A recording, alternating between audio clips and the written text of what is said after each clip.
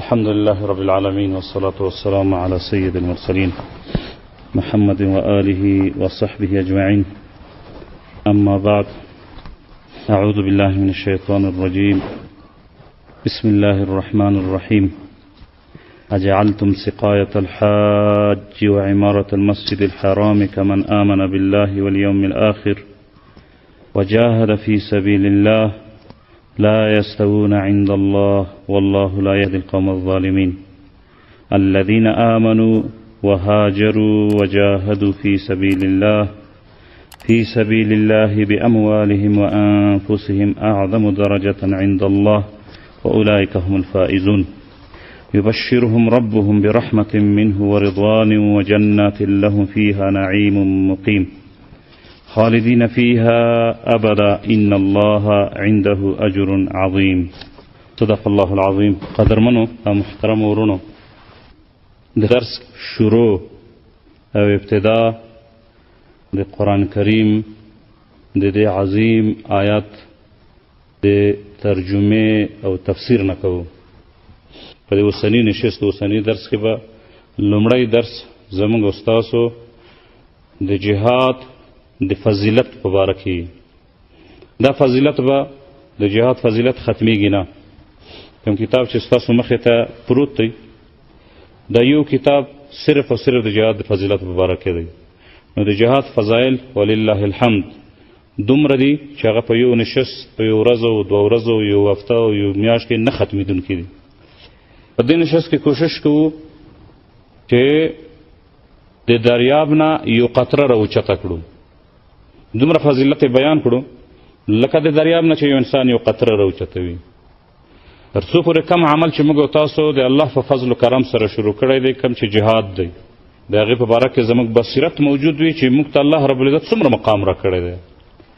د ترغیب او فضیلت د یو عبادت د یو عمل بیانول په دې وجه ضروري دی ورونو چې کله انسان ستړی شي، ستومانه شي، تکلیفونه ډېر زیات دي د دې لارې، نو چې د فضایل ورته معلوم نه وي نو انسان ووایي چې یاره د ما د وسه نوره نه کېږي، لږ ستومانۍ نه وروسته واپس سړی کښېني، شروع کړی جهاد واپس پرېږدي.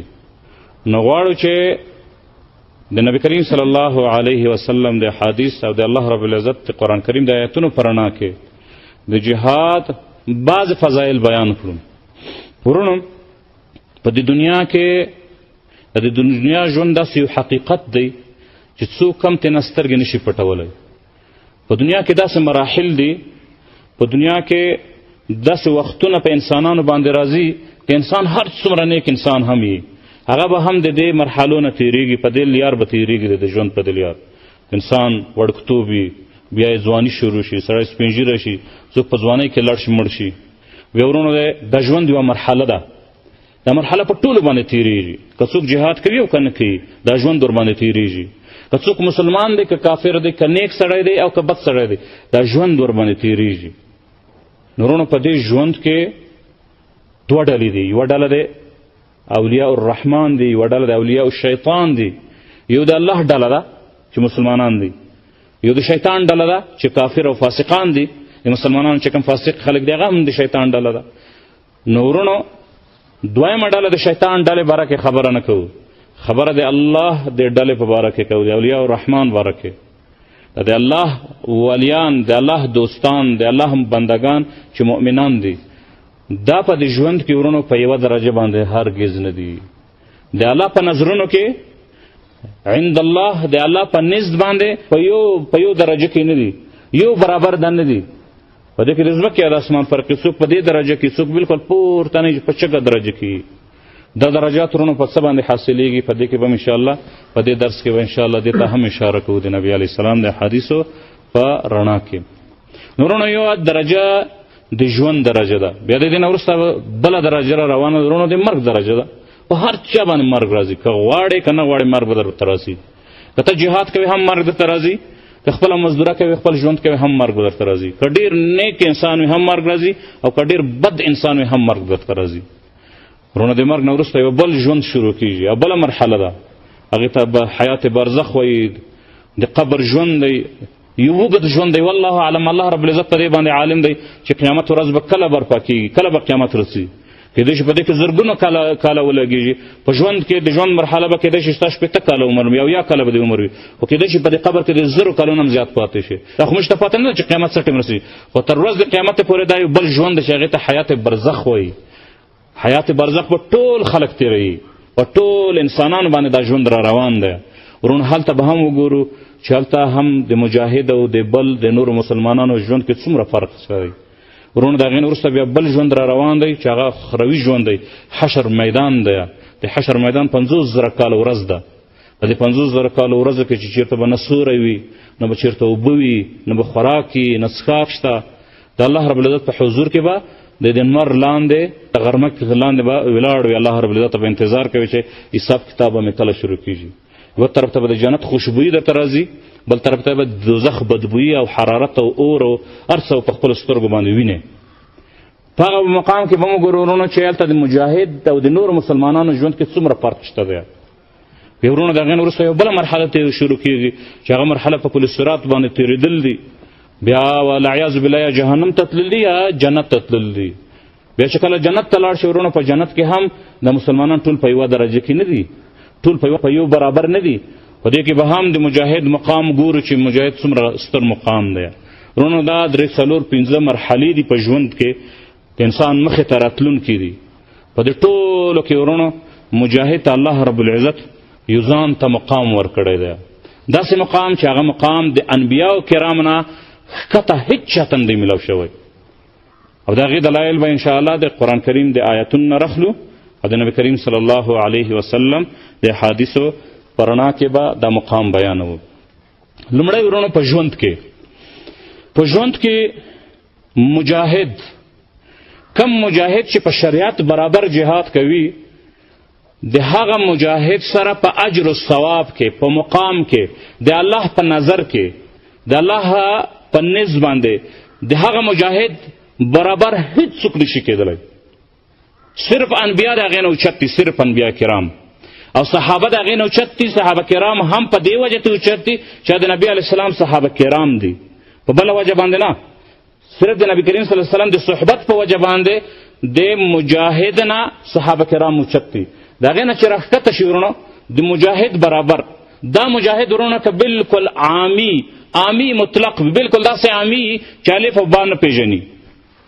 شته که نه مجاهدینو کې ډېر داسې خلک عامیان شته چې سره الف با هم نه یې زده، خو چې جهاد په شریعت برابر وي، د علماو د فتواګانو، د علماو د رهنمایۍ، د علماو د نصیحت او د هغوی په قیادت کې جهاد کوي، په جهاد کې د شریعت مخالفت نه کوي، دغه عامي مجاهد مقام ته د دنیا د ستر نه ستر، د لوی نه لوی عالم، مفتی، عابد، د الله ولی نشي رسېدلی. نو دا خبره زما خبره نه ده، دا خبره د کم مجاهد لیډر خبره نه ده، دا خبره د چا ده؟ د الله رب العزت خبره ده. الله رب العزت فرمایي همداسې. ما ستاسو په مخ کې د قرآن کریم یو آیت تلاوت کو، د دې به ترجمه او تفسیر کوو انشاءالله. بیا ورونو د عمل د لحاظ نه د مجاهد برابر خو څوک نشي کېدی. بیا د مجاهد د عمل برابر په دنیا کې هیڅ عمل نشته. د ایمان نه وروسته هیڅ عمل، نه حج، نه روژه، نه زکات، نه دعوت، نه علم، نه تبلیغ، هیڅ عمل د مجاهد د عمل برابر نشي کېدلی. د دې دا معنا نه ده چې دا علم، دا دعوت او تبلیغ او دا روژه، دا نور عبادتونه د اجر و ثواب نه لري. دا مطلب نه دی، هغه خپل ځای کې خپل اجر و مقام او خپل اجر و ثواب لري، خو هیڅ عمل د مجاهد د عمل برابر نشي کېدلی. دا خبره هم زموږ خبره نه ده. انشاءالله په دې باندې به هم د نبي علیه السلام حدیث اوس پیش کوو او یو حدیث به انشاءالله په دې باره کې وایو. ستاسو په مخ کې د قرآن کریم یو آیت ما تلاوت کړو.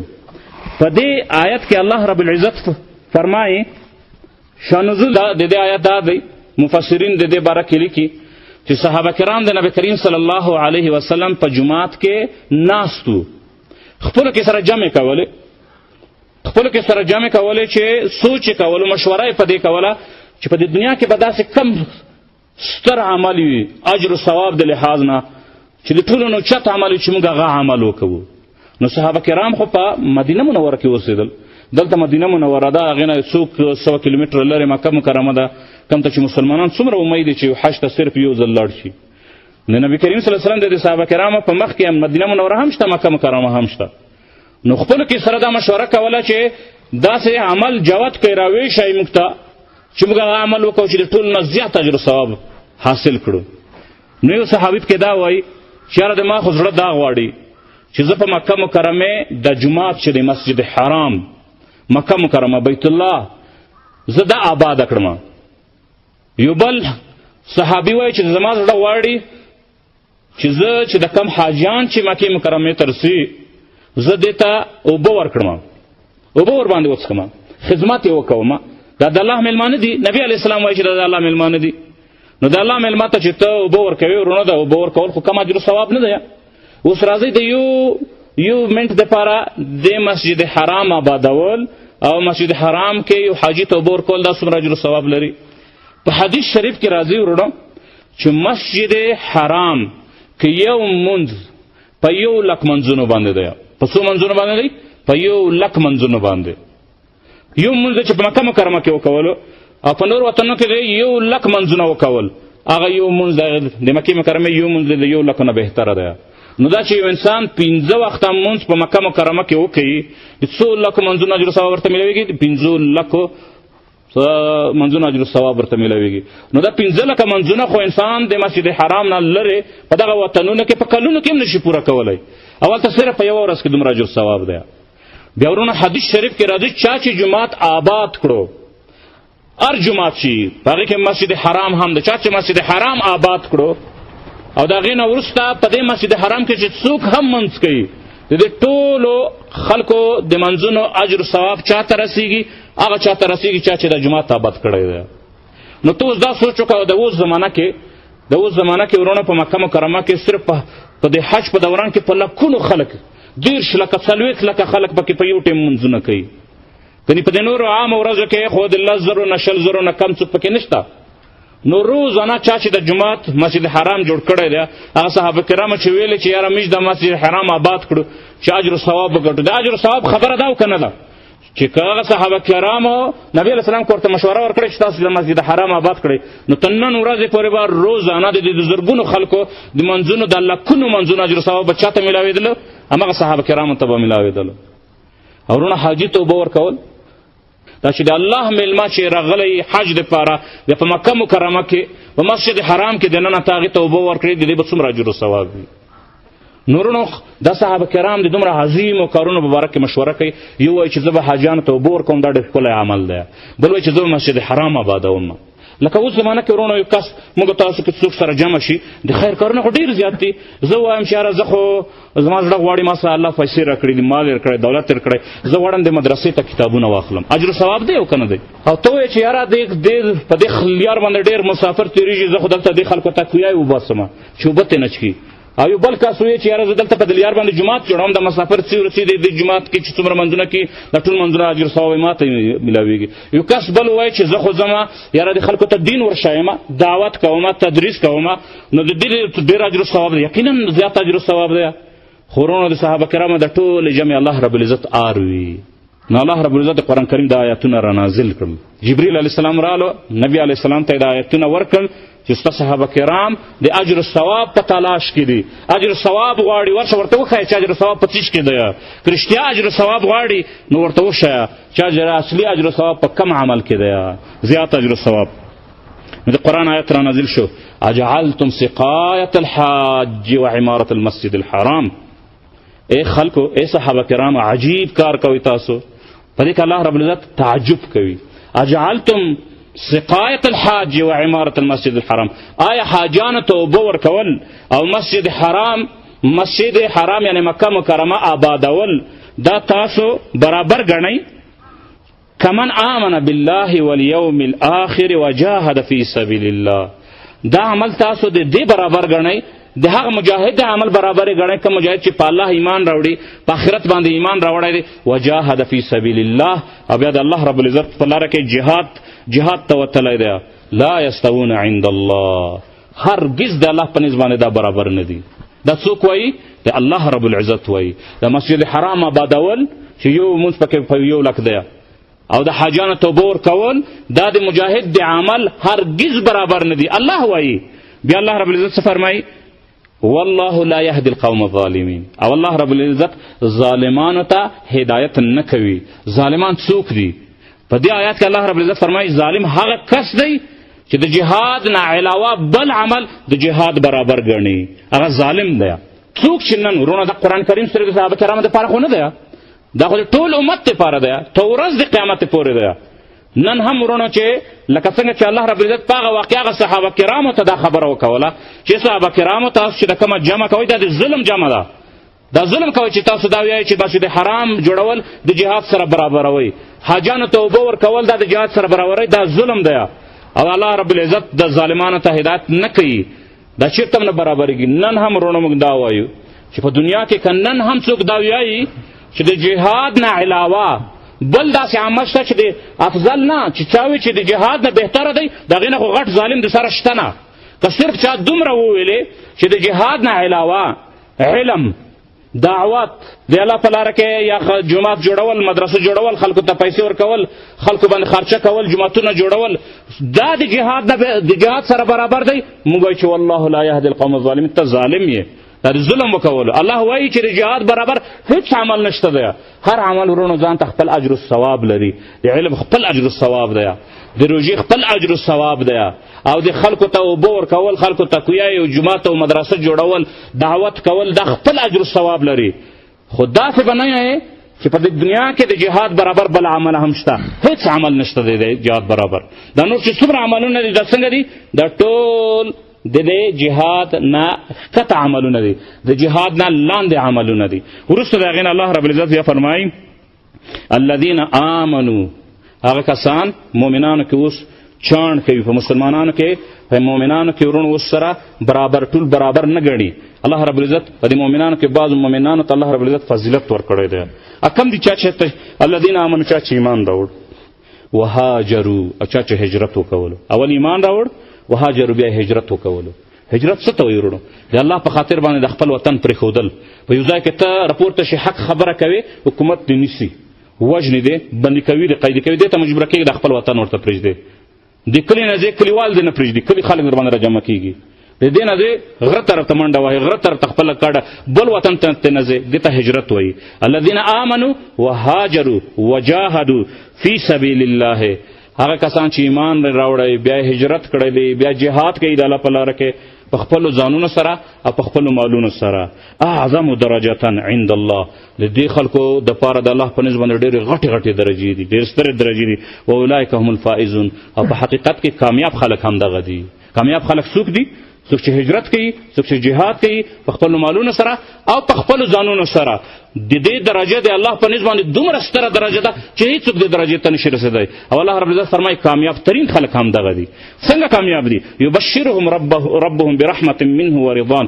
الله رب العزت په دې دنیا کې دوی ته بشارت ورکوي. څه شي بشارت ورته ورکوي؟ د الله د رحمت، چې مجاهدینو د ما رحمت د تاسو سره دی، ورضوان، او زما رضا هم ستاسو سره ده، زه درنه راضي شوی یم، وجنات، او په ورځ د قیامت د جنتونو وعده هم تاسو زده کوم، لهم فیها نعیم مقیم، هغه جنتونه په کوم کې چې ستر ستر نعمتونه دي، خالدین فیها ابدا. ای مجاهدینو همیشه همیشه په دې جنتونو کې وي، همیشه لپاره.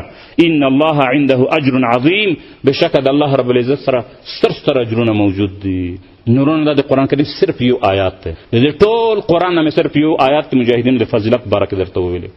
صرف یو آیات د نمونې په طور باندې ما تاسو ته وویلې چې د مجاهد عمل برابر هیڅ عمل نشي کېدی. او که څوک وایي چې برابر شو، نو دا کس څنګه دی؟ دا کس ظالم دی. الله رب العزت داسې کس ته ظالم ویلی دی. په دې اعمالو کې که انسان وګوري، د انسان مونځ دی، اودس دی، روژه ده، انسان نور نیک اعمال کوي، د ټولو عملونو په باره کې نبی علیه السلام حدیث موجود دی ورونو چې د مجاهد د عمل مطابق هیڅ عمل نشي کېدلی. یو کس رالو، ابو هریره رضی الله تعالی عنه روایت کوي، عن ابي هريره رضي الله عنه قيل يا رسول الله ما يعدل الجهاد في سبيل الله. اے رسول الله صلی الله علیه وسلم، د جهاد سره کوم بل عمل برابر شته دی؟ دا پوښتنه څوک کوي؟ یو صحابي دا پوښتنه کوي. نبی علیه السلام ورته فرمایي لا تستطيعون، ای صحابه کرامو، داسې عمل چې زه تاسو ته وښیم چې د جهاد برابر وي، هغه تاسو نشئ کولی. د جهاد برابر کم داسې عمل نشي کېدلی چې تاسو په قدرت کې په طاقت کې فعادوا علیه مرتین او ثلاثه.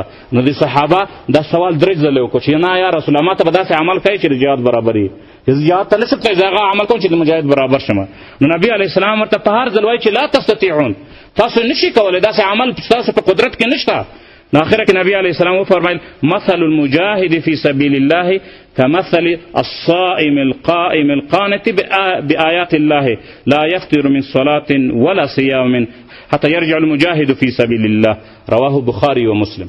نو بیا نبی علیه السلام ورته ویلې چې د مجاهد مثال خدا سي دی چې کله د الله په لاره کې جهاد ته وځي د مثال داسې دی لکه سره چې روژه ونیسي خوله یې بنده شي بس بیا به څه نه خوري.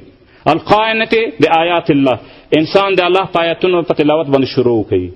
الصائم لا يفطر من صلاة ولا صيام، د هغې مثال داسې دی لکه څنګه چې مجاهد ووځي د جهاد طرف ته وځي او یو کس راشي مانځه دپاره نیت وتړي او د روژې نیت هم وکوي، نه به څه خوري او په دې مانځه باندې به ولاړ وي، مونځ به نه ختموي، سجدې نه وروسته سجدې، رکات نه وروسته برکات کوي، مونځ نه وروسته به مونځ کوي، بلکل به په آرام باندې نه کښېني تر څو پورې چې د بل مجاهد واپس نه وي راغلی.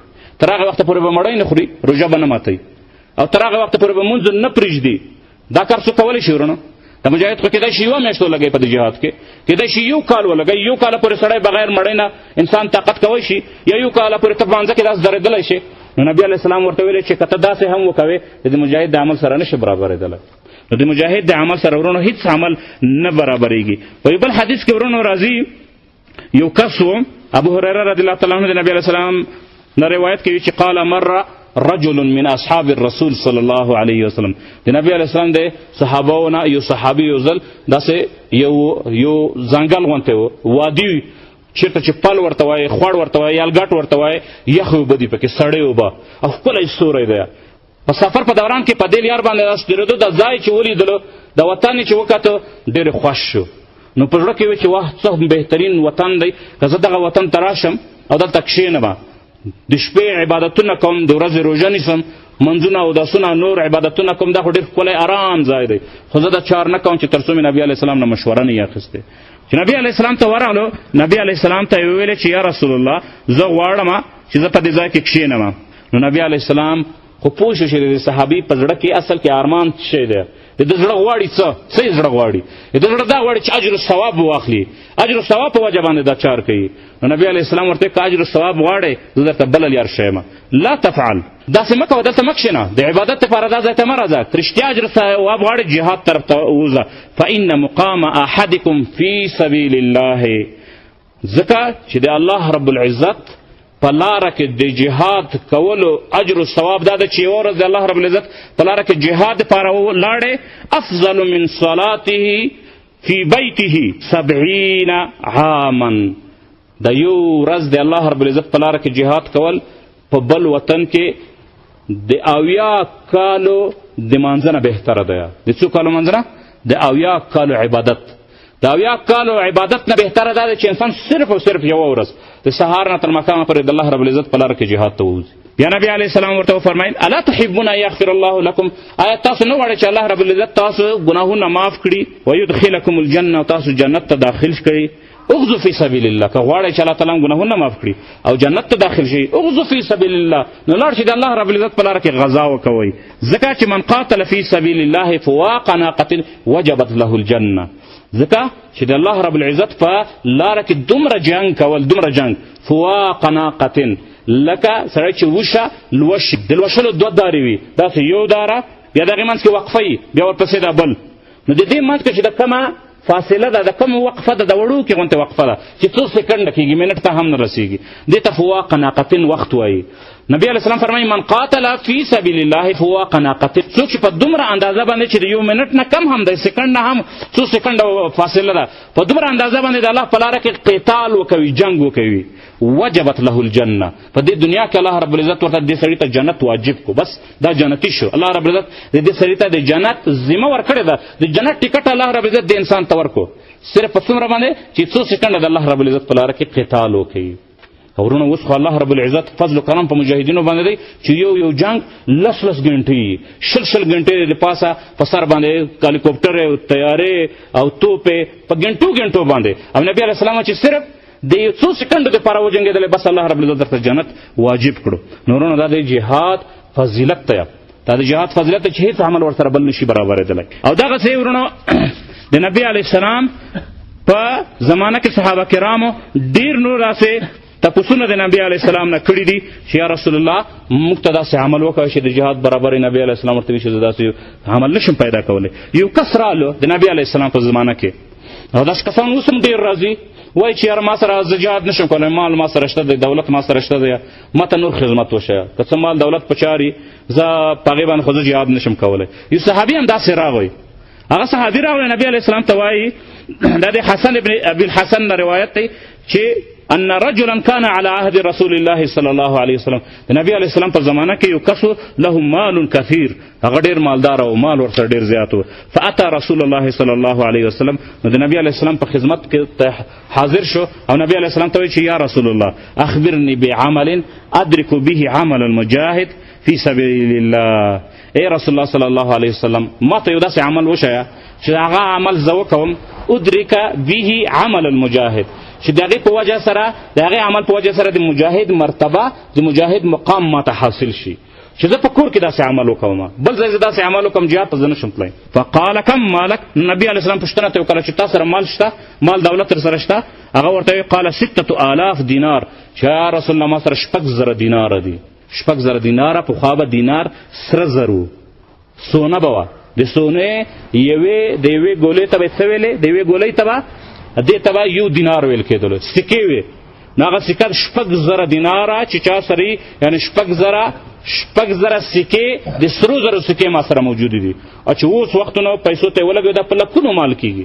فقال لو انفقتها في طاعة الله، نبی علیه السلام ورته فرمایي لو انفقتها في طاعة الله، که ته دا 6000 دیناره ټول د الله په طاعت کې ولګوې.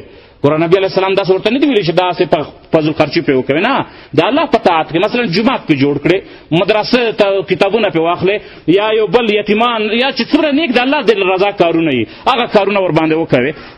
لم تبلغ غبار شراک نعل المجاهد فی سبیل الله، د 6000 روپۍ دیناره د الله په لاره کې که ټول خرچ کړې، د الله په لاره کې مراد ده د الله دپاره، یعنې په جهاد نه علاوه په نور شي کې ولګوې، په نورو طاعتونو کې ولګوې، په نورو ښو کارونو کې ښېګړو کې ولګوې. د ټول چې د ولګولو دومره اجر و ثواب ته نشي حاصلولی لکه د مجاهد بوټانو کې چې کومې تسبیح دي، تسبیح خو پېژنئ، د هغې په تسمو باندې چې کوم ګرد غبار ورځېدلی دی د مجاهد هغه ګرد غبار ته ستا د 6000 دیناره نشي رسېدلی. یعنی د مجاهد د بوټانو د څپلیو چې کم تسبیح دي په تسمو باندې چې کم ګرد غبار پروت دی، الله رب العزت هغه ګرد غبار د دغه 6000 دینارو نه ډېر غوره او ډېر خوش دی کم چې د الله په لاره کې په نورو لارو باندې ته ولګوې. دې نه د مجاهد صرف د پښو هغه خاورې ته هم نشي رسېدلی.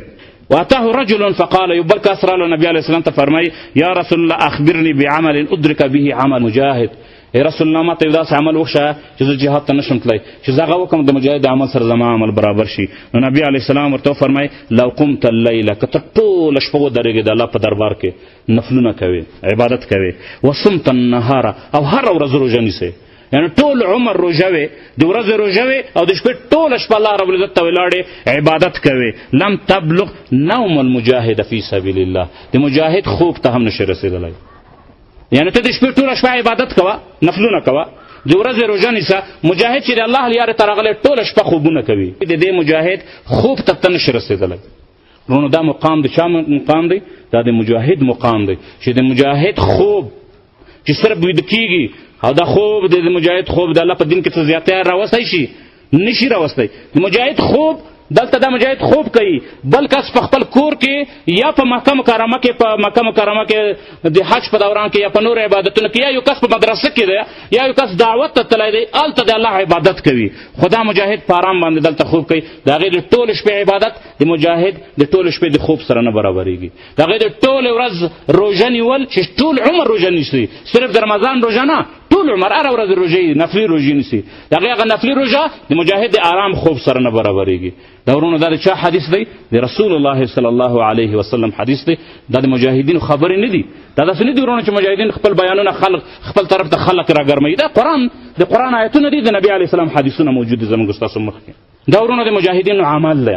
په دنیا کې ورونو دا ژوند داسې تېرېږي، یو طرف ته مجاهد صرف د الله په لاره کې راوځي د دین نه د دفاع په خاطر باندې جنگ ته راوځي. جنگ کله کله وي، تاسو خپل الحمدلله مجاهدین یې کتلي دي، روزانه جنگ دی، هره ورځ جنگ نه وي، کله کله جنگ وي.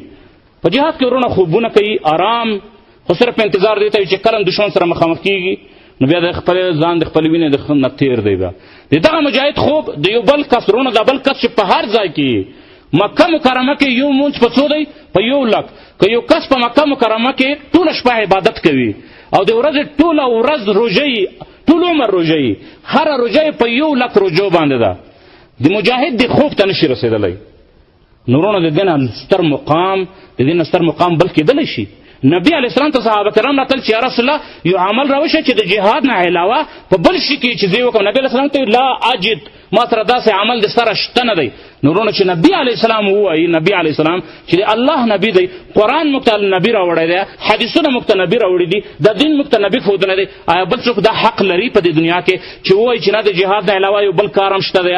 یا څوک وایي، یا مولوي صاحب وایي، عالم وایي، طالب العلم وایي چې نه په دې علم کې چې کوم اجر ثواب دی په هېڅ کې نشته دی، د هغې حق جوړېږي؟ بیا هغه دا دعوه کولی شي. یا یو سړی ووایي چې مال او دولت خرج کوي چې نه د ټول نه غټ اجر ثواب په دې کې دی چې د الله دپاره مدرسې جوړه کړي، جوماتونه جوړ کړي، هغه خپل اجر ثواب لري، خو د جهاد عمل سره نه برابرېږي. افضل خو بالکل نه دی، خو ورسره برابرېږي هم نه. یا یو سړی وایي چې دعوت والا دی، دعوت و تبلیغ والا دی، دعوت و تبلیغ نیک کار دی او که نه دی؟ د نبي علیه السلام طریقه ده، د نبي علیه السلام سنت دی، اجر ثواب پکې دی، خو اجر ثواب د هغې د جهاد سره نه برابرېږي. هیڅ عمل نشته داسې عمل چې کوم عمل د مجاهد د عمل سره برابر شي. د هر څه خپل ځای کې خپل نیک عام اجر و ثواب شته، خو د مجاهد د عمل سره د ټول نور چې څومره عبادتونه خلک کوي، څومره نیک کارونه کوي، د ټول نیک کارونه د مجاهد د خوب سره نه برابرېږي. عبادت خو لا پرېږده، دا چې یو مجاهد الله په لار کې راوتلی او د هغې نه وروسته د جهاد نه علاوه نفلونه هم کوي، منځونه هم کوي، علمونه هم کوي، د دې مقام خو بیا څوک په سترګو هم نشي پیدا کولی په بل شي کې. نو ورونو دا د مجاهد ژوند دی، ژوند چې خوب یې د نور خلکو د عبادت نه بهتر دی. یوه ورځ عبادت یې دلته د نور ځایونو کې د 80 کالو عبادت نه بهتر دی.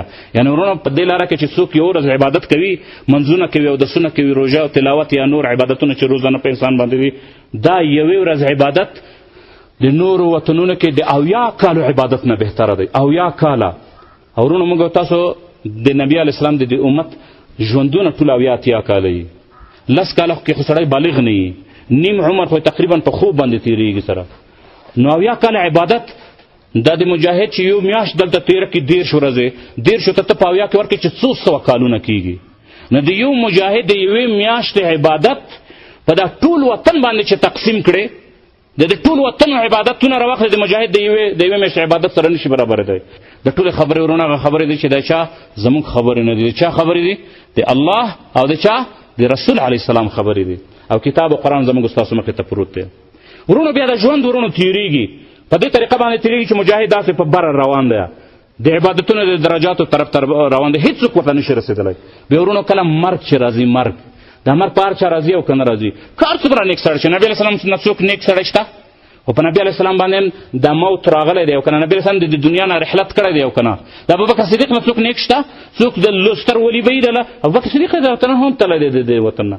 او فرعون د هغې نه غټ کافر چې چا چې د خدای دعوه کړې وه هغه هم تللی دی. فلهذا ورونو دا یو حقیقت دی، دا یو داسې حقیقت دی چې ټول په دې باندې پوهېږي چې د دنیا نه ټول ځي.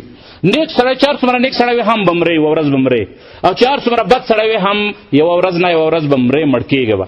ورونو بیا په دې مرګ کې چې وګورئ، په دې مرګ کې مجاهد او غیر مجاهد سره نه دي برابر. دا مرګ چې ورونو کله راځي، د مرګ خپلې لحظې وي، کله چې د انسان نه روح قبض کېږي دا لحظات وي. دې لحظاتو ته په حدیث شریف کې په عربي ژبه کې ورته سکرات الموت ویل شوي دي، څوک ورته زنکدن. ورونو دا په چا باندې په اسانه وي، په چا باندې په سخته وي. نبی علیه السلام چې د الله رب العزت حبیب دی، د الله رب العزت حبیب چې په چا باندې یو ذره ګناه نشته ده، د الله نبی دی، د نبیانو سردار دی، د جنت سردار دی. په هغې باندې ورونه چې کله د مرګ حالت راغلو نبي علیه السلام کله چې اسرائیل ملک الموت نه د خپل روح اخیستلو ورونه په دغه وخت کې په نبي علیه السلام باندې هم د ځنکدن لحظې راغلي دي. نبي علیه السلام رنگ مبارک سور شو، نبي علیه السلام جسم مبارک خولې شو، خولې به ورباندې را روانې په تندي مبارک باندې.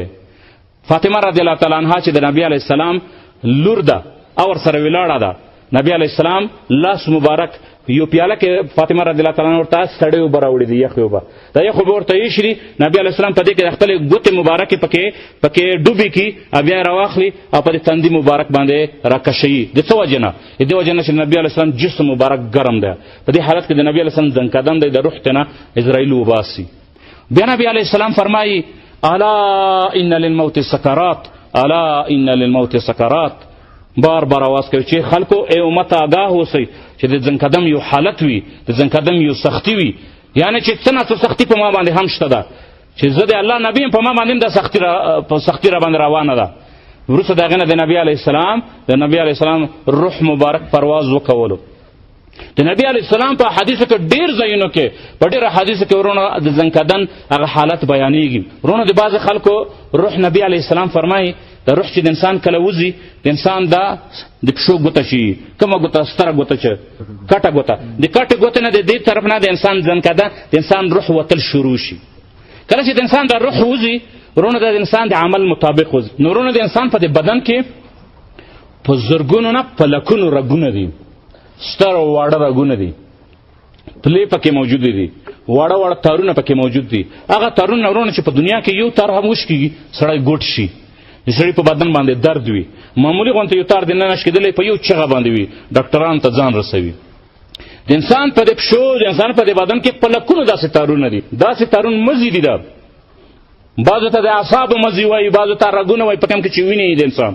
ورونه کله چې د انسان د روح وځي د انسان روح په ډېر سختۍ سره داسې راوځي، بره طرف ته را رواني، د هغې د حنجرې طرف، ستونې مرۍ طرف ته را رواني، خولې طرف ته را رواني، هر چا د خپل عمل مطابق. حدیث شریف کې راځي چې په بعضو خلکو باندې د ځنکدن دومره سخت شي، دومره سختی ور باندې چې کله د ده د روح راوځي نو د ده په بدن کې چې د څومره تارونه دي، د څومره رګونه دي، د یو یو رګ شکېږي او د دې په وجه باندې د انسان چغې وهي، خو د دې چغې یو انسان ناروي یو یې جن ناروي. نور شاوخوا چې دا ونې دي، شاوخوا بوټي دي او څومره کائنات چې نور دي، صرف د انسان او د جن نه علاوه نور ټول اروي، صرف دا دوی ناروي. که دې دوه اورېدلې په یو روایت کې راځي، که دې دوه د مړي د ځنکدن د حالت چغې او څیرې واروي نو چېرته به هغه بیا ماړی په خوله باندې کښېنږدي، دومره بیا پریشانه شي. خو الله رب العزت موږ نه هغه پټ کړی دی تر څو پورې موږ د ژوند لږ په ارام ژوند وکوو. نورونو دا د مړي سره کېږي دا کار، هر چا سره د خپل عمل مطابق، چا سره لږ سختي کېږي، چا سره ډېره. خو د ځنکدن حالت خامخا په هر چا باندې راځي. په نبي علیه السلام چې الله رب العزت معاف کړی جنتي دی، په هغې باندې هم دا حالت دومره راغلی چې جسم مبارک ورسره ګرم شوی دی، خوله ورباندې راغلی ده، تبه ورباندې راغلی ده. نورونو زما ستا به څه حالت دي؟ حتی روایتونو کې راځي ورونه چې د بعضو خلکو چې روح کله راوځي کله چې حنجرې ته ورسېږي ورونه د حنجره د انسان غږ د اوس زما غږ راوځي، په دې کې ورونه د سر نه اعصاب یو تار راغلی دی، یو مزی راغلی دی، مرۍ سره یو هغې نه غږ راوځي. کله چې تار کټ شي بس بیا د انسان د خولې نه غږ نه وځي. تاسو به ډېر داسې خلک کتلي په دې دنیا کې هم یا ګونګی مکمل خبرې غواړي چې وی کوي نشي کولی، غږ یې د خولې نه راوځي، د چا بلکل د غږ هم ختم شي.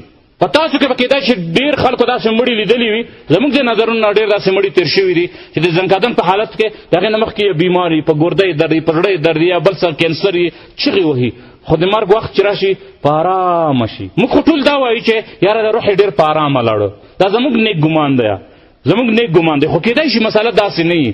په روایت کې راځي چې کله په حدیث شریف کې دا خبره راځي چې د بعضو خلکو د ځنکدن په دومره سختۍ سره وځي چې دغه رګ یې وشکېږي، کم رګ نه چې غږ راوځي او وشکېږي، د هغې نه وروسته سړی چغې وهي، غږ یې نه راوځي، نو آرام شي.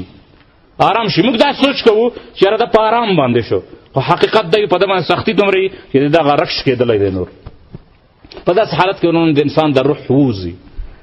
ورونو دا د عامو خلکو، د عامو مسلمانانو کاغه عالم دی کاغه بل دی خو فرق دومره دی چې چا ګناه زیات وي سختي به ورباندې دومره زیاته وي چې د چا ګناه کم وي عالم دین دی نیک سړی دی منځګزاره دی دعوت و تبلیغ والا دی فلان دی په هغې باندې به سختي کم وي خو سختي خامخا شته ده چې نبي علیه السلام ته نه دی معاف شوی بل څوک ته معاف کېدلی شي نبي علیه السلام باندې دا سختي راغلې ده دومره سختي ورباندې راغلې ده چې بدن مبارک یې لوند شوی ده او نبی علیه السلام خپل آواز کوي په زور آواز باندې خبره کوي چې کله د روح وځي وایي الا ان للموت سکرات الا ان للموت سکرات کله نبی علیه السلام فرمایي فاطمه رضی الله تعالی عنها د هغې لور د هغه تېنه روایت کوي چې زه ورسره ولاړه ومه چې د نبي علیه السلام روح ته تلو نو نبي علیه السلام به خولې پاکولې خولې به یې وچولې بیا ورپې خوله راغله او بیا به وایي چې خلکو آګاه اوسئ خبردار اوسئ چې د مرګ سکرات شته د ځنکدن څه حالت سختۍ شته دي نو د دې نه معلومیږي جوتیږي چې په نبي علیه السلام باندې کم از کم څه نه څه پرې راغلي کم از کم تبه خو پرې راغلې ده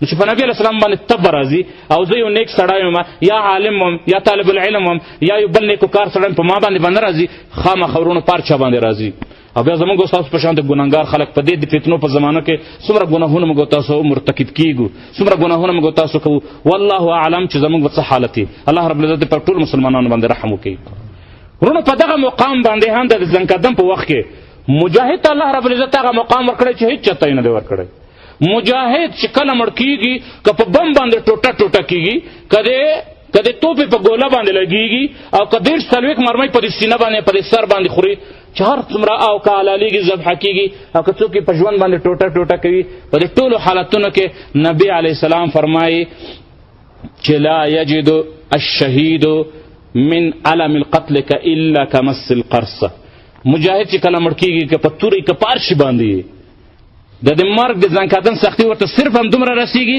لکه څومره چې میږی سړی چیچي د میږي چیچل به ټولو لیدلي بس صرف هم دومره تکلیف وي ورته په دومره تکلیف سره که په توپ په ګوله باندې لګېدلی هغه ته صرف دومره درد احساس وشي ورونو دا د جهاد په دوران کې په لسګونو نه په سلګونو داسې واقعې په د زموږ ستاسو په د لنډ جهاد کې د روسانو په خلاف چې کوم جهاد و چې د امریکانو په خلاف باندې کوم جهاد دی په د افغانستان کې په لسګونو داسې شهیدان خلکو لیدلي دي چې د شهادت په وخت کې پښې مکمل ختم شوي الوتلي دا په ځان باندې نه خبر دا صرف هغه ځای ته چې چېرته یې لاس ایښی وي چې نه دا خو معمولي زخم دی مثلا نشته کلمې یې راوتلي دا په ځان نه خبر د شته دي دا لیدلي دي خلکو ټولو پښه ختمه یې مکمل اپریشن ته یې بوځي اپریشن کې پکټ کې دا په ځان باندې خبرېږي هم نه نو دا د الله رب العزت کرامت یې چا ته یې ورکړی دی شهید ته الله رب العزت ورکړی دی بلې هېڅ چا ته دا مقام نه دی ورکړی وروسته د هغې نه ورونو بله مرحله کله چې د انسان د روح وځي د انسان چې کله روح وځي انسان په خپل ځان باندې پوهېږي چې ما ته مرګ را روان دی انسان د خپل حالت پوه شي چې ما باندې مرګ را روان دی د خپلو خپلوانو ته خپلو بچیانو ته خپلې قبیلې ته کسي سره چا خو هېڅ هم نشي کولی ده ته اندازه دا وي چې زه اوس مړ کېږم دې دنیا نه ځمه غم یې ورباندې خلک ورته ژاړي دی د نورو چا په هېڅ شي په غم کې نه وي ده سره صرف دا غم وي چې اوس ما نه روح وځي زه به قبر ته ځم ما سره به څه معامله کېږي ورونه خو شهید مجاهد چې کله مري مجاهد سره دا غم نه وي مجاهد چې کله مري مرګ را نږدې کېږي ورونه کله جنگ شروع کېږي حدیث شریف کې راځي کله چې جنگ شروع شي د الله رب العزت شهید ته 2 اویا حورې ورکړي دي په نکاح کې د 2 اویا حورو نه بعضې حورې راوړاندې شي راشي د یو اسمان ته بل اسمان ته بل اسمان ته د دې ځمکې اسمان طرف ته را رواني کله چې مجاهد مخکې ځي هغه نور هم رامخته کېږي خوشحاله کېږي چې اوس به زما ملاقات ورسره کېږي دی به شهید کېږي راځي به ما ته خو چې کله مجاهد وډار شي شاته شي حورې واپس شاته شي خفه شي چې دا ما ته راتګ نه غواړي او چې کله ورونه دا شهید کېږي کوم وخت کې دی مجاهد روح وځي په دغه وخت کې ورونه الله رب العزت ورته خپل مقام په جنت کې وښیي او په دغه وخت کې ورته ورونه حورې راځي د حوره د ده مخ چې په ګرد غبار دی د ګرد غبار په مخ باندې غورځېدلی دی او یا کله شهید شي ویني نو حورې ورته راځي په دغه ټیم کې حورې د مخ ښکلوي ورته صفا کوي استقبال ته یې راځي او شهید د خپل مقام وګوري په جنت کې تاسو به ډېر داسې شهیدان کتلي وي چا چې جهادونه کړي دي خاص طور باندې چې مشران خلک دي چا چې زیات داسې واقعات کتلي دي داسې موقع کتلي دي چې شهید د شهادت په وخت کې خاندي بعض شهیدان روح یې وځي خولې په خندا یي لیدلي هم دی او کوم نه دي لیدلي ډېر به په سیډیانو کې لیدلي په تصویرانو کې به هم لیدلي ټوټه ټوټه بدن پروت وي خو غاښونه یې ښکاري په خندا یي د ورونو په هغه حالت کې وي په د کوم حالت کې چې د روح وځي حوره ورته راغلې دی د خپلې حورې سره خاندي په دې وخت کې روح وځي او خوله یې داسې په خندا پاتې شي ډېر به داسې کسان دي په دې هغه کې لاس اچوي ډېر د شهیدان ورونو لیدل شوي دي په همدغه جهاد کې لیدل شوي د اوسني د امریکې په خلاف چې کوم جهاد دی چې مجاهد د شهادت په وخت کې احتلام شي، غسل ورباندې واجب شي، کپړې ګنده شي. دا واقع شوي دي. دا ولې کېږي ورونو؟ د جنگ حالت کې چاته شوق ورځي، د جنگ په حالت کې چاته شیطان ورځي. دا د جنگ په حالت کې په دغه وخت کې د حر ویني خپله د خپل مقام وویني. دا څه وجه ده؟ دا وجه ده ورونه چې په دغه مقام کې، په دغه وخت کې، په دغه حالت کې په ده باندې داسې حالت راځي چې د خپلو حرو طرف ته لاس ورچوي، خپلې حرې ورته راغلي استقبال ته. نو ورونه دا فرق د شهید د یو مجاهد او د غیر مجاهد دی. چې څوک چې غیر مجاهد وي، چې هر څومره نیک سړی ځنکدن حالت ورباندې راځي، غم یي، یره یي، او څوک چې ورونه شهیدان کېږي په دغه اندازه باندې دومره خوشحاله یي، حتی چې شیطان ورته، حتی چې غسل ورباندې واجبېږي د ډېرې خوشحالۍ او د ډېرې مستۍ نه. وروسته د هغې نه ورونه فرق ته ګوره، بیا بل ژوند شروع شي. بل ژوند ته ورونه ژوند حیات برزخ وایي. حیات برزخ، د قبر ژوند ته حیات برزخ ویل کېږي. دا یو ژوند دی ورونه، ځان ته ژوند دی تر ورځ د قیامت، تر څو چې قیامت ورځ نه راغلی، د دنیا نه ورانه شوې. دا مړی که هر څومره نیک انسان وي، که د الله لوی ستر ولي، که لوی عالم وي، که لوی شیخ القرآن او حدیث وي، او که هم عابد انسان وي، دا به هم په قبر کې پروت وي. او کار څومره بدکاره انسان هم وي، حتی کافر هم وي، هغه به هم په قبر کې پروت وي. خو فرق یې دومره دی چې څوک نیک خلک وي، هغې ته په قبر کې نعمتونه ورکول کېږي، او څوک چې بد خلک وي، ګنهګار خلک وي، هغې ته به عذابونه ورکول کېږي. خو خامخا به د برزخ دا ژوند تېروي ورځي به. چې هر څومره نیک سړی وي، کله چې په قبر کې کېښودلی شي، نو دوه ملایکې ورته راځي، نکیر و منکر چې ورته وایي. الله رب العزت ورته حکم کوي چې واپس په ده کې روح واچوه. روح په د انسان کې واچول شي، په د قبر کې، په د مړي کې دا راکښېنول شي. چې کله راکښېني، نو دا ملایکې ته نه پوښتنه کوي، 3 پوښتنه ترې نه کوي. من ربک، ستا رب څوک دی؟ وما دینک، ستا دین څه شی دی؟ په کوم دین باندې وې ته؟ ومن نبیک، او ستا نبي څوک و؟ ورونو دا معنا نه ده چې دا زه ورته دلته زده کړم، صحیح زده کړم هلته به جواب ورکړم. نه، چا چې په دې دنیا کې خپل رب نه یې پېژندلی، هلته چې لوی عالم هم وي، چې هر څومره علمونه سبقونه یې ویلي، سکولونه کالجونه یې ویلي، دې سوال جواب نشي ورکولی چې من ربک، ستا رب څوک دی، نشي ورکولی. چا چې په دې دنیا کې خپل نبي نه یې پېژندلی، د نبي طریقې په ځان نه یې راوستلی، د نبي په طریقه باندې ژوند نه یې تېر کړی، کله چې د نبي علیه السلام شکل ورته رامخکې شي چې دا سړی څوک دی، دا به داسې ورته کسې وایي خلکو ویلی چې نبي دی، خو زه یې نه پېژنم. حتی مسلمان، هغه مسلمان چې د نبی علیه السلام په طریقه باندې ژوند نه کوي، هغه خپل نبي بیا نه پېژني. وروسته د هغې نه به ورونه چې کله انسان په دې قبر کې کېښودلی شي، مخکې له دې چې ورته نکیر منکر راشي. نکیر منکر نه رسېدلو نه مخکې د دې قبر خپل یو استقبال دی، خپله یو غېږ میلاولی دي. موږ تاسو چې کله چا سره میلاویږي، لرې نرغلې غېږ ورسره میلاوو. دا قبر هم د انسان سره غېږ میلاووي، چې کله غېږ ورسره میلاو کړي، دومره سره یې تخته کړي چې د انسان پوښته یو بل سره برابرې کړي. دا د هر چا سره دا کېږي. او وروسته د هغې نه ورونه دا پوښتنه ترې نه کېږي. که په دې پوښتنو کې کامیاب شو، په دې پوښتنو کې کامیاب شو، خو د جنت به یو کړکۍ ورته راخلاصه شي، یخه هوا به د خوشبویي به ورته راځي د جنت نه. او که خدای ناخواسته پکې ناکام شو، نو بیا به د دوزخ نه کړکۍ ورته راخلاصېږي. ماران به یي، لړمانان به یي دلته، منګور به یي، لړم به یي، او نور د قبر عذابونه دي. ورونه د قبر عذابونه ډېر زیات عذابونه دي. الله رب العزت موږ تاسو ته نجات راکړي. او دا د قبر عذابونه ورونه دا صرف دا نه دي چې د کفارو دپاره دي، نه د دې امت خلکو دپاره دي. د نبي علیه السلام د امت خلک به هم ورباندې هم په دې قبر کې ورته عذابونه ورکول کېږي. یوش حدیث ته د هغې مختصر مفهوم درته وایم. نبي علیه السلام وایي چې ما ورځ ما خوب ولیدلو، او د نبي علیه السلام خوب وحي وي. نبي علیه السلام زموږ ستاسو په شانتې خوب نه کسي. نبي علیه السلام وایي چې یوه ورځ ما خوب کتو، په خوب کې ما ولیدل چې ما ته یو ملایکه راغله چې ما ته وایي چې ستا زه دنیا وطن در باندې وکسم.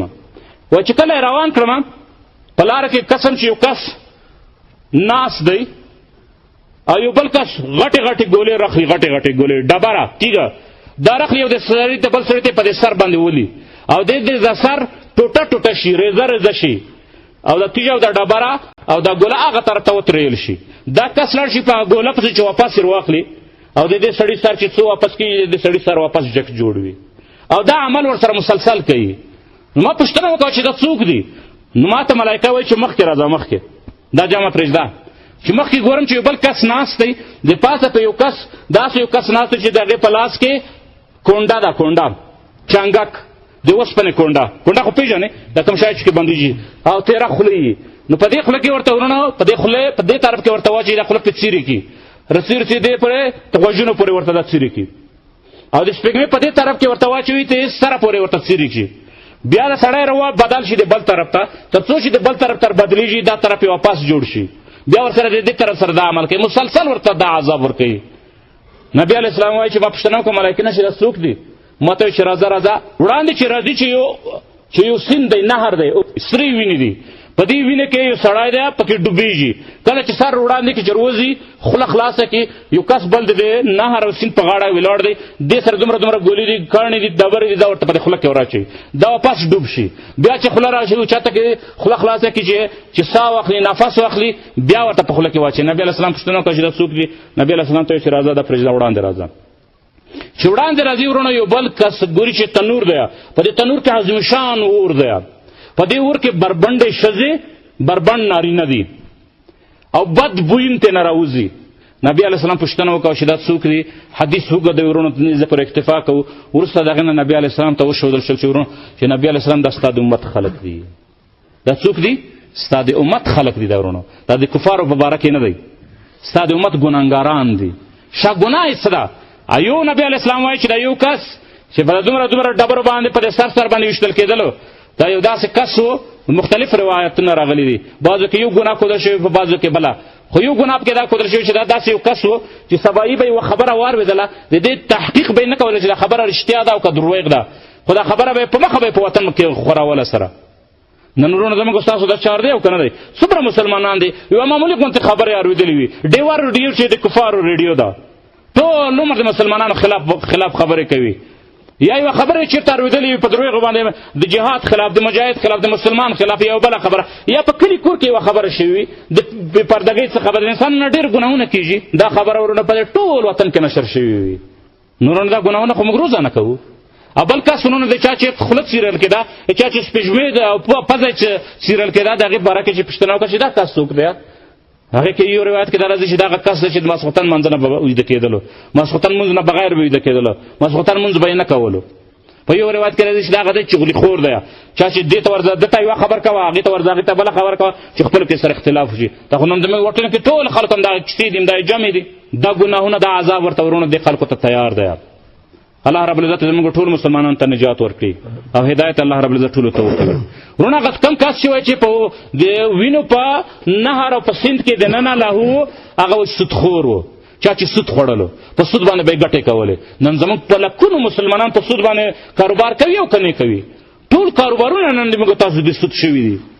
ورونه هغه کم کس چې په دوزخ کې ښځینه او نارینه سره بربنډو د بربند حالت کې په دې ورونو کې اوړي راوړي بد بوی ده، دا نبي علیه السلام ته ملایکې ویلې چې دا ستا د امت زناکار خلک دي، کوم چې ښځینه سره زناوې کوي، کوم چې د هلکانو سره بدکاري ورسره کوي، لواطت ورسره کوي، دا ستا د امت خلک دي. نورونه دا عذابونه د نبي علیه السلام د امت دپاره هم دي، صرف د کفارو دپاره نه. نبي علیه السلام یو ورځ په مقبره باندې قبرستان باندې تېرېده، دوه قبرونه یې ولیدل. په دې قبرونو کې الله رب العزت ورته د وحي په ذریعه باندې حال معلوم کو چې په دې دواړو باندې سخت عذاب دی. صحابه کرامو ته نبي علیه السلام وویل چې دا دواړه قبرونه والا سخت عذاب دی، تاسو ته پته شته د دومره ډېر غټه ستره ګناه هم نه وه کړې. دا یو وجه دا ده چې ده به د خپلې جامې به د ګندګۍ نه ساتلې. بیا د مافې چې کله قضای حاجت ته به تللو، تش قضای حاجت ته، نو د هغې هغه څاڅکي به ورته راتلل، د ده په جامو به لګېدل، خو د ده به د ده خیال نه ساتلو. په دې وجه ورته باندې سخت عذاب په قبر کې ورکول کېږي. او دا بل کس چې ورته سخت عذاب ورکول کېږي، دی به د مسلمانانو منځ کې چغلي کوله. چغلي دې ته شیطانت، چې تا ته راشي یوه خبره درته وکړي چې هغه خو ستا باره کې داسې یي، او هغې ته ورشي چې دا خو ستا باره کې داسې یي چې خپلو کې اختلاف سره زیات یي. نو ورونو دا خو هغه کارونه دي، هغه ګناهونه دي چې زموږ ټول مسلمانان په دې باندې اخته دي، الا من رحم ربي، مګر صرف هغه چا چې په چا باندې الله رحم کړی، که نه اکثره مسلمانان په دې باندې اخته دي. ورونو دا ټول عذابونه په قبر کې ورکول کېږي. او د قبر ژوند څومره دی ورونو، ما درته ویلی چې تر څو پورې چې قیامت نه یې راغلی، د قبر د ژوند به همداسې روان وي. قبر د تنهایۍ ځای دی. قبر ورونو حدیث شریف کې راځي چې روزانه د قبر څیرې وهي. دا څیرې ټوله دنیا کې څومره کائنات دي، ونې بوټي هر شی دي، دا ټول یې ناروي، صرف یو انسان یې ناروي او یو جن یې ناروي، پیریان یې ناروي. او دا څیرې کې وایي چې د آدم زویه، ای بني آدمه، زه د تنهایۍ کور یم، ځان سره ملګری راوله. دلته چې راشئ زه تنها، دلته به تنها وي، دلته بیا جمع نه چې خلکو سره وکوي. زه د تیارې کور یم، ځان سره رڼا راوړه. نورونو د رڼا راوړل، د ځان سره ملګری راوړل، دا ټول عمل دی. د ټولو ورونو د ژوند په زرګونو کاله کېدای شي په سلګونو به په چا تېرېږي، په چا باندې به د ورځو تېرېږي. خل مهم ورونو چې د حیات برزخ کې مجاهد داسې یو شخصیت دی، مجاهد داسې د الله یو نیک د الله داسې نږدې بنده دی چې د مجاهد او د شهید دپاره حیات برزخ نشته دی. ځکه چې د شهید باره کې راځي چې ان لشهید عند الله 6 خصال، د الله رب العزت په نس باندې د شهید دپاره 6 نعمتونه دي. دغه نعمتونو کې یو نعمت ورونو دا دی، نبی علیه السلام فرمایي چې د شهید چې څنګه د اوله قطره د وینې چې څنګه توی شي ټول ګناهونه الله رب العزت ورته معاف کړي. دا یوه. دوم دا چې شهید روح چې څنګه وځي، روح یې لا وتلی نه وي چې الله رب العزت ورته د مقام په جنت کې ورته مقام الله رب العزت وروښیي. وروسته د هغې نه ورونو بل نعمت دا دی چې کله د شهید شي د روح ووځي ورونو د بدن یې لا دلته پروت وي، کیدای شي چا دفن کړی نه وي، کفن کړی نه وي، کیدای شي لیپ همدغه په خاوره کې خړ پړ پروت وي، خو د روح د شهید د روح پرواز وکوي، سیده ځي جنت ته، قبر ته نه ځي. چېرته چې جنت ته سیده روان وي، د جنت دروازې ورته خلاصې شي او جنت ته داخل شي. په جنت کې الله رب العزت د شهید د روح په یوه شنه مرغۍ کې واچوي. شنې مرغۍ دي، د شنو مرغۍ حواصل یعنې د هغې حنجرې، د هغې ججورې، په دغه کې الله رب العزت د هغې روح واچوي، د شهید روح. یي شهید دا زموږ ستاسو ملګري چې دا احمد دی، دا محمود دی، دا فلانه جان دی، دا فلان دی، همدغه روح یې په مرغۍ کې الله رب العزت واچوي. د شهید بیا د مرغه په شکل کې تفرح من الجنة حيث تشاء، دغه مرغۍ په جنت کې وروسته د هغې نه الوزي پرواز کوي چېرته چې وغواړي.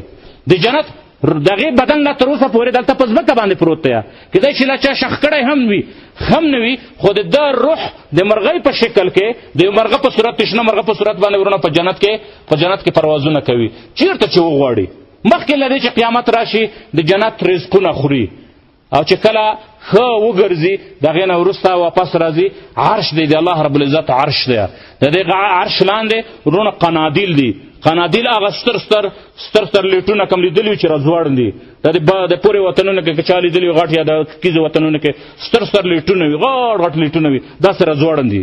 په هغې کې که تاسو کتلي د مرغه په د دنیا کې هم د مرغه عادت دا دی چې ځوړند شی کسي، چې چېرته شی ځوړند وي په هغې کې کښېني. په دې پنجرو کې هم څوک چې مرغان ساتي ځوړند هغې ورته جوړ کړی وي، ځکه چې دا د مرغه طبیعت هم داسې دی، د هغې مزاج هم داسې دی. ورونو دا شهید به هم په جنت کې ګرځېدلو نه وروسته به راځي دغه سرو زرو د سونې قنادیل چې راځوړن دي د عرش لاندې په دې کې به کښېني. بیا چې کله زړه وغواړي چې د کم ملګري سره شهیدان چې د ده نه مخکې شوي صحابه کرام دي، انبیا کرام دي، څوک چې په جنتونو کې مخکې نه مخکې موجود دي، د هغې طرف ته ورونه پرواز کولی شي، ملاقاتونه کولی شي تر ورځ د قیامت پورې. په زړه باندې به هېڅ غم نه وي، هېڅ هم و غم به نه وي، صرف یو غم به یې وي په زړه کې، هغه دا دی چې د خپلو خپلوانو ته څوک د حال اطلاع ورکړي چې زه سخت په مزو کې یم. کله چې د بدر په غزا کې چې کله شهیدان وشول نو په هغې کې ورونه یو صحابي شهید شو، د هغې شهید کورنۍ والا راغله، د هغې زوی راغلو، هغې وی چې یا رسول الله زما پلار به په څه حالت کې وي. د قرآن کریم آیتونه را نازل شول ولا تحسبن الذین قتلوا فی سبیل الله اموات، د الله په لاره کې چې څوک قتل شي، مړه شي، شهیدان شي، هغې ته مړه مه وایئ. بیا نبي علیه السلام د هغې زوی راوغوښتو چې کله ستا پلار شهید شو او هغه سره نور ملګري هم شهیدان شول نو لاړل جنتونو ته. نو الله رب العزت د شهیدان راوغوښتو چې شهیدان وغواړئ څه غواړئ؟ هغه وی چې موږ نور څه وغواړو، د دې نه ستر نعمتونه نه بیا چې څه په زړه کې څه غواړئ وغواړئ. هغې وی چې موږ دا غواړو چې واپس لاړ شو دنیا ته. ولې؟ چې واپس وجنګېږو بیا هم شهیدان شو، ځکه د شهادت کې چې کوم خوند و د شهادت وخت کې هغه خوند اوس نشته دی. غواړو چې دا خوند بیا وګورو، دا درجې هم نور هم بلند شي. نو الله رب العزت ورته وفرمایل چې شهیدانو زما بندګانو دا خو زما فیصله ده ما مخکې کړې ده چې کله یو کس مړ شي بیا به دوباره دنیا ته نه ځي، دا کار نه کېږي، بل څه وغواړئ. هغې ویل چې بل څه بیا دا غواړي چې زموږ خپلو خپلوانو ته اطلاع ورکړئ، خپلو خپلوانو ته خبر ورکړئ چې په موږ پسې خفه کېږي نه، موږ ته الله رب العزت نعمتونه راکړي دي، خوشحالۍ دي، او ورته چې زموږ د خپلو خپلوانو ته ووایي چې ګورئ چې د جهاد لیاره پرې نږدی، د شهادت لیار پرې نږدی، چې د دې نه د کامیابۍ او د دې نه د بلندۍ بله لیار نشته ده. نو الله رب العزت ورته ویلی چې دا زما په ذمه دی، دا اطلاع زه ورکوم. نور صلی الله رب العزت آیتونه را نازل کړل ولا تحسبن الذين قتلوا في سبيل الله اموات. چې څوک چې د الله په لار کې شهیدان کیږي هغه ته تاسو مړی مه وایئ، هغه مړه نه دي، هغه ژوندي دي، د الله په نسبت باندې ورته رزقونه ورکول کیږي. ويستبشرون او دوی بشارتونه ورکوي هغه خلکو ته کم مجاهدین چې شاته تنه پاتې دي هغه ته خوشخبری ورکوي چې ثابت قدم اوسئ، چې ډېر د خوند لیار هم دغه ده. او دا آیتونه ورځ د قیامت پورې موږ د پاره نن پیغام ده. که څوک نن وایي چې زما ورور شهید شو چې دغه به څه حالت وي، هغه د قرآن د آیات وایي. الله رب العزت دغه سره هم دا معامله کړې چې کومه معامله چې دغه صحابي سره کړې ده. په قرآن کې الله رب العزت آیتونه هم دې دپاره رالیږي، یو آیت راولیږي د ورځ د قیامت پورې بیا دغه تعلیم خلکو ته ورکول کېږي چې د شهید مقام بدایي، د مجاهد مقام بدایي. نورونو دا د قبر د مرګ نه وروسته چې کومه معامله کېږي، وګوره چې شهید ته وګوره او عام خلکو ته وګوره. عام خلک ځي قبر ته، قبر ورته اول خپله یوه غېږ ورسره میلاوي، بیا ورته ملایکې راځي پوښتنې ته نه کوي، د شهید نه څوک پوښتنه هم نه کوي. صحابي رالو د نبي علیه السلام نه پوښتنه وکوله چې یا رسول الله ما بال شهید لا یفتن فی القبر. یا رسول الله دا شهید نه په د قبر کې پوښتنه ولې نه کیږي؟ د ټولو نه پوښتنه کیږي، د عالم نه کیږي، د ولی نه کیږي، د نیکو خلکو نه کیږي، د بدو خلکو نه کیږي، صرف د شهید نه کیږي. ولې نه کیږي ته؟ نبی علیه السلام ورته فرمایل کفا ببارقة السیوف علی رأسه فتنه. اے صحابه کرامو د مجاهد د مرګ نه مخکې د شهادت نه مخکې امتحان ورکړی دی. د سوال جواب خو چې په قبر کې کیږي دا خو یو امتحان دی، او الله رب العزت په خپل بنده باندې دوه امتحانونه نه راوړي. د انسان دپاره هغه امتحان کافي دی کوم امتحان چې د مرګ نه مخکې شهادت نه مخکې د په دنیا کې ورکړی. کفا ببارقة السیوف چې د په سر باندې به تورې پړقېدلې، د په سر باندې به تورې شرنګهار و، هغه فتنه ورته کافي ده، هغه امتحان ورته کافي ده. لکه په اوس زمانه کې ورونو، اوس زمانه کې تورې نشته، په اوس زمانه کې جټ تیاري دي، په اوس زمانه کې د جټ تیاري چې کوم غږ دی هغه د تورو نه و، په اوس زمانه کې د ډرون غږونه دي، په اوس زمانه کې د توپو غږونه دي. د په توپو غږونو کې چې انسان یو شهید لاړ شي شهید شي هغې ته بیا ملایکې سوال جواب دپاره نه راځي، ځکه هغه امتحان ورکړی دی. د شهادت نه 1 غنټه 2 غنټې مخکې چې مسلسل ور باندې جازونه شورېدل او توپې ورته درزېدلې، دغه دمار او دغه درزار د هغې دپاره دا سوال جواب کافي دی، هغې دپاره دا امتحان کافي دی. په قبر کې بیا څوک ملایکه ورته نه رسي چې ستا رب څوک دی، هغه خپل رب ته امتحان ورکړی دی. نو ټول خلک ورونو په قبر کې به کښېني، قبر ورسره خپل استقبال هم کوي، ملایکې به هم راځي، امتحان به هم اخلي. هغې نه وروسته د خپل ګناه مطابق ورته سزاګانې هم ورکول کېږي. شهید دی د ټولو نه مستثنا دی، د هر څه نه معاف شوی دی. د شهادت نه وروسته یې روح ځي، جنت دروازې ورته راخلاصېږي او په جنت کې به ورونو د مرغانو په شکل کې به ورونو په د جنت کې به ګرځي. او بیا به انتظار دی ته وي چې قیامت ورځ به کله راځي. په هغې باندې ورونو د زرګونو کاله چې کېدای شي پاتې، په سلګونو پاتې د قیامت ورځې ته دا په ده باندې ورونو ډېر کم تېرېږي، دا په ده باندې د لحظاتو په شکل باندې تېرېږي. او ورونو چې بیا کله د قیامت ورځ راشي، د قیامت په ورځ باندې د ټول خلک به د خپلو قبرونو نه اوچتېږي. د شهید جسد چې پرځه کې چېرته ټوټه شوی، چېرته په فدایي حمله کې ریزه شوی، دا به ټول الله رب العزت را جمع کړي. ای د روح چې الله رب العزت په مرغۍ کې اچولی دی، دا مرغه به یې راواخلي واپس به یې د روح ته ور داخل کړي. او بیا به د انسان په خپل جسم سره ټول خلک به دنیا د حشر میدان ته روان وي، بربند به روان وي، د چا به جامې نه وي. نبي علیه السلام فرمایي عرات حفات غرلاء، انسانان به بربند به وي، شی جامې به یې په تن نه وي، حفاتن بغیر د څپلیو، بغیر د بوټانو، بغیر د خپې ابله به وي، غرلاتو ناسنته به وي، داسې به لکه مور چې زیږولی نه وای. دا به ټول د حشر میدان ته په دې حالت کې روان وي. 50,000 کاله به د الله رب العزت په دربار کې خائفین یریدونکي د ډر په حالت کې به ټول لړزېږي چې ما سره به څه معامله کېږي. 50,000 کاله به په خپلو خولو کې هر سړی ډوب وي، څوک به د چا به شنګرو پورې، د چا به زنګانونو پورې، د چا به نامه پورې، د چا به خولې پورې، په هر سړی به په خپلو خولو کې پټي. رونو په دغه مقام کې هم، په دغه ورځ باندې هم رونو چار سړی به وایي چې نفسي ای نفس زما، ای زما ځانه ما سره به څه کوي. پلار ته ورشې، پلار هم درته وایي چې نفسي لرې کېږه رانه. مور ته ورشې چې هغه هم درته وایي چې نفسي. ورونو چې کله حساب کتاب شروع کېږي، حساب کتاب د سړي به نیکۍ او بدۍ به سره برابرې شي. تله ده، په تله باندې تله کېږي، دلته یوه طرف ته به نیکي، یوه طرف ته د انسان بدي وي، دا به سره برابرې شي. نیکي به یې هم کړي، بدي به یې هم کړي. د یوې نیکۍ ضرورت وي، د یوې نیکۍ ده ته پلار ته به ورشي چې پلاره صرف یوه نیکي راکړه، کنې دوزخ ته څمه، دا یوه نیکي راکړه چې زما په دې تله د نیکۍ په تله کې ولویږي چې دا درانه شي، چې الله فیصله وکړي چې ځه جنت ته ځه. پلار به ورته وایي چې خپل کار کوه، نفسي نفسي. یو نیکی پلار نه درکوي، مور یې نه درکوي. نن هغه مور پلار چې نن ما ته جهاد نه رامنې کوي، یا په زورونو باندې، یا په څیرو په ژړا باندې، یا په شیراو باندې موږ نه پرېږدي جهاد ته. ورونه هغه پلار او هغه مور به په ورځ د قیامت یوه نیکي ما ته نه راکوي. په دغه ورځ کې ورونه په دغه ورځ کې به شهیدان بغمه خلق وي. لا خوف علیهم ولا هم یحزنون. نو په دې باندې څه خوف وي ولا هم یحزنون، او نه به دوی ډارېږي. په دغه حالت کې ورونو حدیث شریف کې راځي چې څه خلک به راشي د صفونه به سره څیري، صفونه به ټول ولاړ، ټول عالم د ټول ځمکه حشر میدان به شورېږي سره. په دې حالت کې بعضې خلک راشي صفونه به څیري. څیري څه مطلب؟ لکه په کوم ځای کې چې ډېر زیات رش وي، بعضې خلک مخکې تلل غواړي، نو هغه د تللو دپاره څه کوي؟ د خلک سره بېلوي، لیار ځان ته خلاصوي. ملایکې به مخکې لیار به ورته خلاصوي، لکه په دې دنیا کې چې غټ غټ خلک روان وي د خلک ورته لیارې خلاصوي، ملایکې به د شهیدان په داسې لیارې خلاصوي. نو دا ټول خلک به حیران شي چې په دې ورځ باندې خو ټول خلک نفسا نفسي چغې وایي، ټول سړی وایي چې یا نفس زما نفس سره به څه کېږي. دا دومره بېغمه خلک څوک دي؟ د خپلو ګوتو په سرونو به داسې ودرېږي، کسې به چې ویې ګوري چې څوک دي، چې ګوري چې خلک دي اسلحې په اوږه باندې ایښي دي. د چا تورې په اوږه دي؟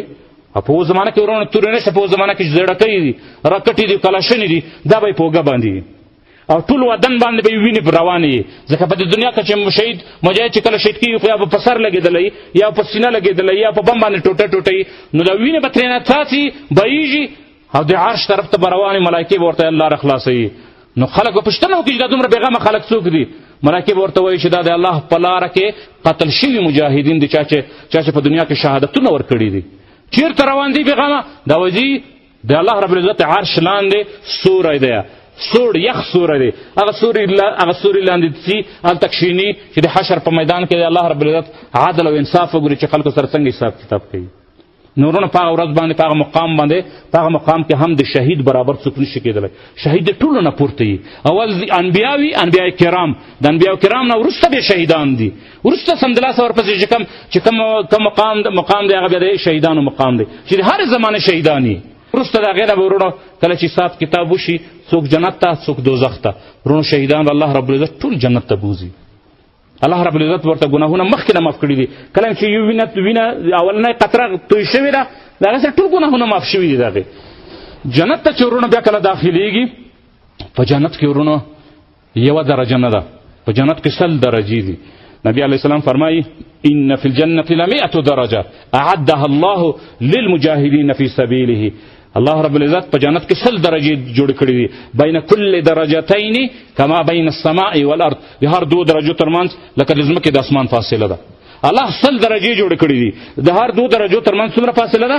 لکه د ځمکې د اسمان چې څومره فاصله ده، دومره فاصله. په دومره فاصلو باندې دومره درجې دي، د چاته الله رب العزت تیارې کړي دي. اعدها الله للمجاهدین فی سبیله. الله رب العزت دا درجې برابر کړي دي، تیار کړي دي هغه مجاهدینو ته، کوم مجاهدین چې د الله رب العزت په لاره کې جهاد کوي.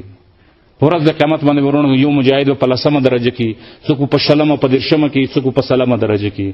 کېدای شي دا سوال چاته پیدا شي چې دا درجې په جنت کې دا ټول شهیدان کېږي، ټول مجاهدین دي. دا فرق ولې دی ورونو؟ فرق په اخلاص، فرق په عمل کې. یو مجاهد صرف فرض مونځ کوي او جهاد کوي، او په یوه درجه کې یو مجاهد د لیارې ترازی قرآن تلاوت هم کوي، سنتو باندې برابر هم دی، تهجد منځونه هم کوي، نفلونه هم کوي، روژې هم نیسي، نوک نیک کارونه هم کوي، هغه به د هغې درجې پورته کېږي. نورونو داسې فکر وکوئ چې د جهاد او د شهیدانو د مجاهد د فضیلت په باره کې د قرآن او د حدیثو په رڼا کې موږ د بحر نه صرف یو قطره راوچته کړه. دا د بحر نه یوه قطره ده.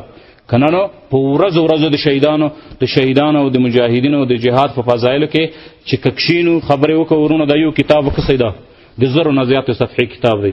دا صرف او صرف د مجاهدینو په فضیلت کې لیکل شوی دی. دا صرف یو کتاب دی. نو ما صرف یو نمونه تاسو ته وړاندې کوو ورونو چې دغه مقام د مجاهد دی. راشئ ورونو لږ سوچ وکړو، د یو سکند دپاره د ځان سره محاسبه وکړو، د ځان سره حساب کتاب وکړو چې د دومره غټو فضایل نه وروسته، د دومره عظیمو فضایلو نه وروسته دا چې ورونو هر چاته مرګ مخکې را روان دی. ژوند هر چا در باندې تېرېږي ورونو، که په کور کې کښېنې هم در باندې تېرېږي، که په دغه ځنګلونو کې کښېنې هم در باندې تېرېږي، که ښه وخورې هم در باندې تېرېږي، او که وچه وخورې هم در باندې تېرېږي ورونو، که په غریبۍ کې ژوند تېر کړې هم در باندې تېرېږي، او که په خانۍ کې تېر کړې هم در باندې تېرېږي. یوه ورځ به ته هم مرې، هغه مجاهد چې د الله په لاره کې ټوپک اخیستی هغه به هم مري. خو د ځمکې او د اسمان فرق وي. په دې ژوند کې هم د ځمکې او د اسمان فرق دی. ته په کور کې ټوله شپه عبادت کوه، مجاهد دې دلته په دې لاره کې ویده کېږي، ستا د ټولې شپې عبادت د مجاهد د خوب سره نه دی برابر. او که دا مجاهد په دې لیار کې بیا د شپې خوب هم ونه کولو، د شپې حراست او پیره وکوله، یا د شپې عبادت وکولو، د دې مقام خو د ټولو دنیا عبادتونه چې راټول کړي د مجاهد عبادت ته نشي رسېدی. بیا سبا ورځ ورونو تا ته مرګ را روان دی، مجاهد ته مرګ را روان دی. ته په هغه طریقه باندې مرې لکه په کومه طریقه باندې چې بیان کړې ده، مجاهد په هغه طریقه باندې مري. سبا به ته قبر ته روان وي، په قبر کې به حیات برزخي، د سوال جواب وي، عذابونه وي، مجاهد به د روح وتلو نه وروسته د جنتونو کې به خپلې مزې کوي. نورونو نن به کم عاقل انساني، دا به کم عاقل د چا چې په دې سر کې په دې کوپړۍ کې عقل موجود وي، دماغ یې موجود وي، جک جوړ وي، ریغ سړی وي، د دې نه وروسته مغه ووایي چې یاره نه جهاد زه نه کوم، زه یو بل چاره کوم. ورونو دا بېوقوفي به نه وي ده چې دومره فضیلتونه موږ ته ملاو شوي دي. ورونو بیا موږ څوک یو؟ موږ هغه خلک یو چې د سنګر او د جهاد په ځمکه باندې ناست یو، په داسې ځمکه باندې ناست چې څلورو طرفونو ته زموږ ستاسو جهاد روان دی. دلته د جهاد ته د تګ دپاره ګنټې نه پکار کېږي، منټونه پکار کېږي، صرف منټونه، 10 منټه 15 منټه 20 منټه چاته 2 منټه پکار کېږي. دا ورسره د کور د څنګ سره د مجاهدینو مرکز دی چې نن هم ورونو په دغه ځمکه باندې چې انګرېز تا ته په 5 کیلومترو 10 کیلومترونو کې پروت دی، بلکې 15 کیلومترونو کې نه دی پاتې، نه دی پروت، شپه او ورځ د هغې جا ستا په سر باندې دی، ستا سره دی، ستا سره جوخت بلکل د کور سره د هغې کور مرکز لګېدلی دی.